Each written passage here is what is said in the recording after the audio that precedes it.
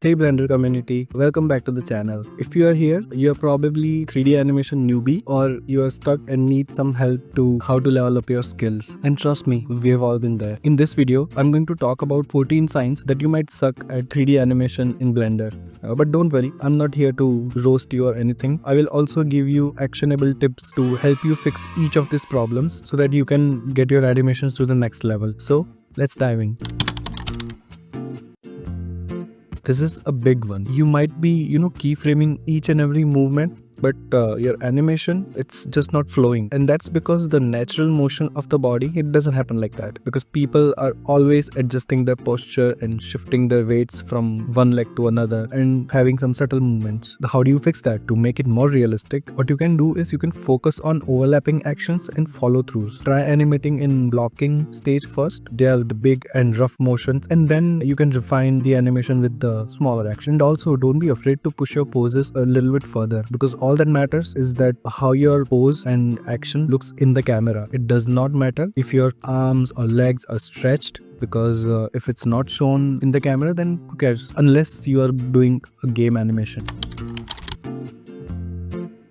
You are using default keyframes without even thinking. So what do I mean by that? The default keyframe interpolation in Blender is linear, meaning that your movements are going to be way too mechanical and the timing will also feel off. What you can do is switch your keyframe interpolation from linear to ease in and ease out for smoother transitions. Also, you can use graph editor to adjust the curves for more natural motions, and also timing is the key, so you can play around with it. Sign number 3.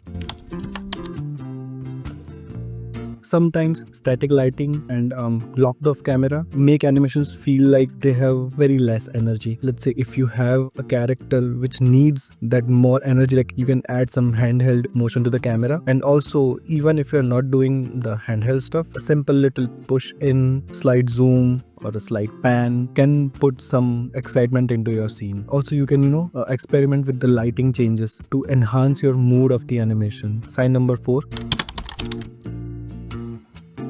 Now, I love graph editor, but it's not the only tool you should be using to fix your animation or do the animation. If you're not careful, you can get bogged down into all the technical aspects and forget about the emotions and feeling of the character. So I need to work on this stuff. So how to fix that? Instead of obsessing over graph editor, try using dope shit sometime for some timing adjustments and spacing adjustments. Focus on making your animations look natural first, and then on top of that you can add those extra details to graph editor. So sign number 5. So you just wait. If you are an animator, at least you have to have this book. This book shows every principle of animation. Everything you need to learn about animation is in this book. I highly recommend to every aspiring animators have this book. You can definitely learn every principle of animation from this book. So sign number 6. It's a very common problem. If you're doing a run cycle, then maybe your character is running super fast like a ninja, or like moving very slow, so that by looking at him you'll just feel like sleeping. To fix that issue, again, there's the principle of animation, which is timing. So timing is everything. Use the timeline or your graph editor to fix the timing of your keyframes to speed up or speed down your animations. Also, you can add bit of an anticipation, which can make timing feel much better. Sign number 7. There are two kinds of people who don't use references. First, who thinks I am the master, and second, who are the masters. Because if you are not both of them, you must be using references, that I know. So trying to animate without reference is like trying to drive blindfolded, and it's a huge mistake. And how to fix that? Always have references when you're animating. Either you search on YouTube or Google, or you can act it out yourself. Take your own video reference and animate according to that. You don't have to just copy everything frame by frame, but at least you can get the feeling. So basically, having a reference is a must for everyone, because that will make your animations look 10 times more better. Sign number 8. If your character looks like they are just staring into a space, it will completely kill the mood of your animation. So how to fix that? Learn how to add expressive facial animations. You can either look at the references or shoot your expressions as well. Even small changes in eyes and eyebrows can drastically change how your animation looks. And always think of the emotions behind your animation. Sign number 9.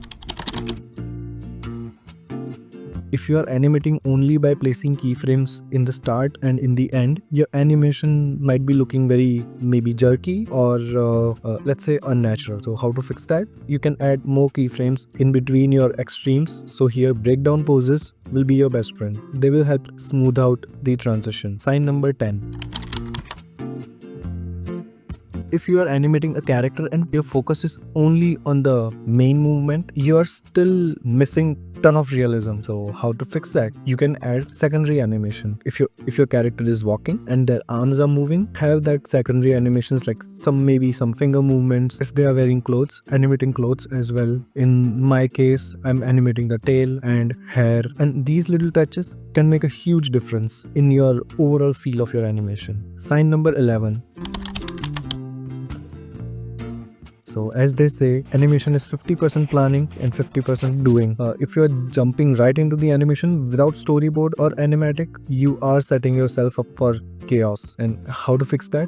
Before you start animating, let's say create a rough storyboard or just a basic idea of what your character is doing. It doesn't have to be top notch. Stick figure will do as long as you understand what you want to animate. Also have some idea about what kind of camera angle you want to use. Is it going to be a wide angle or maybe a mid shot or a close up? Sign number 12.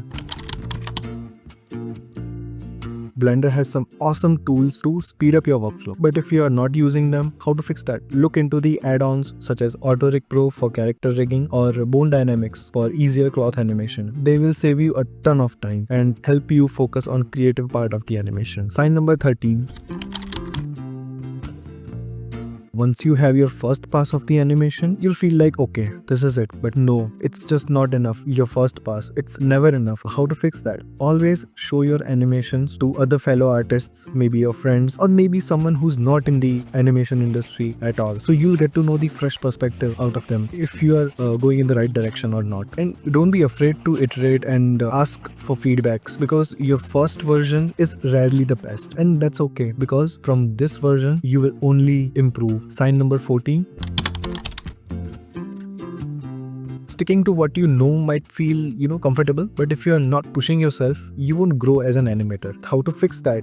You can try out new workflows, new techniques. You can experiment with different animation techniques from 3D to maybe switch to Gris Pencil and sometimes do the 2D animations. Always try new things and don't be afraid to fail, because it's a part of the learning process. Alright, so that's the 14 signs you must be struggling with your 3D animations. Hopefully it helps you spot where you might be going wrong and gives you some tools and tips to improve yourself. And always remember, animation is a process and it takes time to improve. If you found this video helpful, smash that like button, subscribe, and all that good stuff. Until next time, keep animating, and as always, stay creative.